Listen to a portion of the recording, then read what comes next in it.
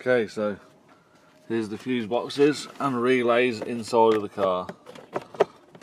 You just push that down, that comes free. You can pause that to have a good look at them. There's all your fuses and your relays, which are main beam, HRW, which I imagine is heated rear window, ACC, which I imagine is air conditioning, sunroof relay, which I can't figure out because it ain't got an electric sunroof, but there you go, sunroof relay, window relay, flasher unit,